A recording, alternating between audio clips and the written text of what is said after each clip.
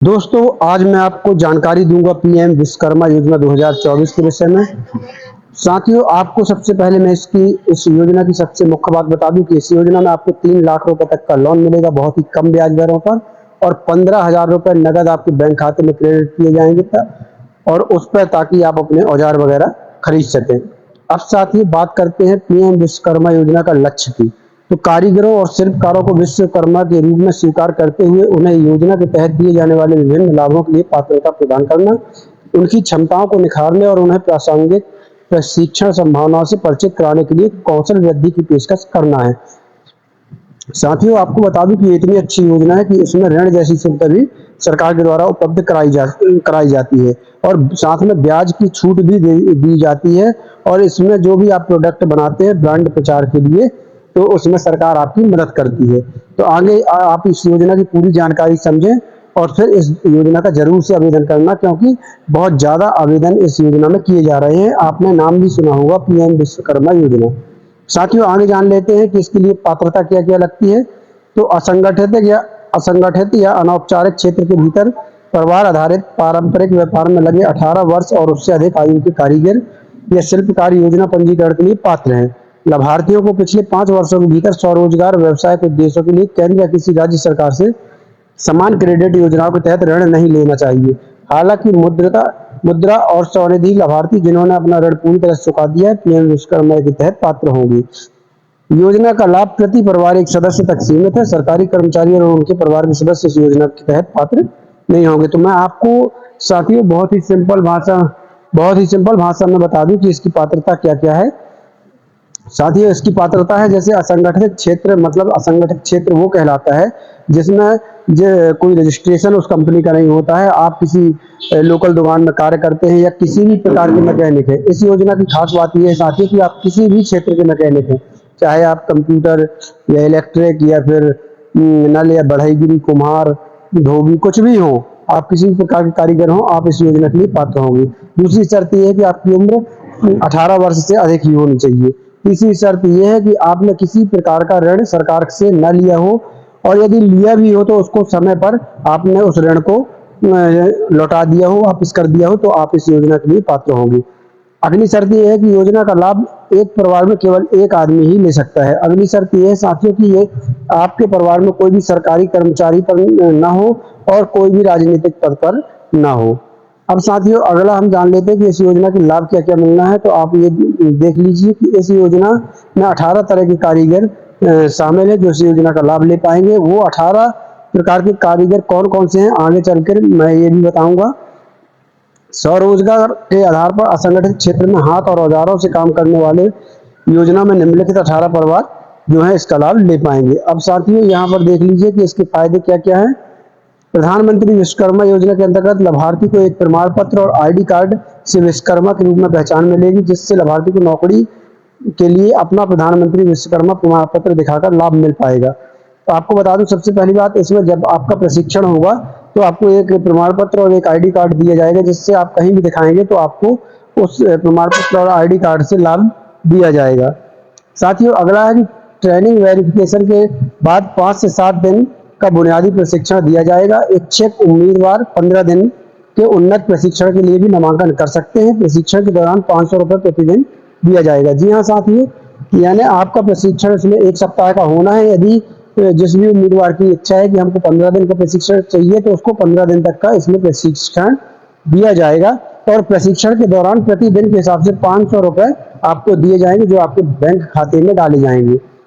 Tool kit के लिए इसमें प्रशिक्षण के बाद लाभार्थी को 15,000 रुपए की राशि दी जाएगी, ताकि वो टूल किट खरीद कर अपना काम शुरू कर पाएगा। तो जी हाँ साथियों, 15,000 रुपए आपको बैंक खाते में सरकार के द्वारा इसलिए दी जाएंगी कि आप अपना औजार वगैरह खरीद सकें। आपको बता दूं कि फ्री सिलाई मशीन योजना जो आपने बहुत चर्चा सुनी होगी, वो राशि भी यही 15,000 होती है। आप इस 15,000 से चाहें तो फ्री सिलाई मशीन भी खरीद सकते हैं। सिर्फ आपको आवेदन करते समय अपनी कैटेगरी दर्जी रखनी होगी। जी हाँ साथियों, अगला है ऋण लोन लेने में यहाँ सहायता मिलती है। कि प्रधानमंत्री विश्वकर्मा योजना के लाभार्थी को पहली बार सिक्योरिटी रहित उद्यम विकास ऋण 1 लाख रुपए दिया जाएगा, जिसको 18 महीने में आपको वापस करना होगा। और यदि आप पहली बार का लोन का समय पर अदा कर देते हैं तो आपको दूसरी बार 2 लाख रुपए का लोन दिया जाएगा, जिसको आपको 30 महीने में वापस करना होगा। इस साथियों इसमें जो ब्याज की रियायती दर होगी वो 5% रहेगी और MOMSME द्वारा 8% की ब्याज पर लोन का भुगतान किया जाएगा। लोन का इस प्रक्रिया में क्रेडिट गारंटी शुल्क भारत सरकार द्वारा ही वहन किया जाएगा। यानी इसमें साथियों आपकी 5% को ब्याज लगना है, तो इसमें आपको 3 लाख रुपए तक का लोन सरकार के द्वारा दे दिया जाएगा। अगला है साथियों डिजिटल लेन देन। तो इसमें यदि आप डिजिटल तरीके से लेन देन करते हैं, जैसे हम गूगल पे, फोन पे, पेटीएम वगैरह से लेन देन करते हैं, तो आपको एक महीने में प्रति लेन देन 1 रुपए के हिसाब से 100 लेन देन के लिए 100 रुपए दिए जाएंगे। मार्केटिंग से सहायता लाभार्थियों को राष्ट्रीय विपणन समिति, गुणवत्ता प्रमाण, ब्रांडिंग और प्रचार, कुल मिलाकर प्रचार के लिए आपको सरकार द्वारा सहायता की जाएगी और सरकार के द्वारा ही आपकी बनाए हुए सामानों का प्रचार किया जाएगा। अब इसमें है साथियों प्रधानमंत्री विश्वकर्मा योजना के लिए आवेदन आप कैसे कर पाएंगे।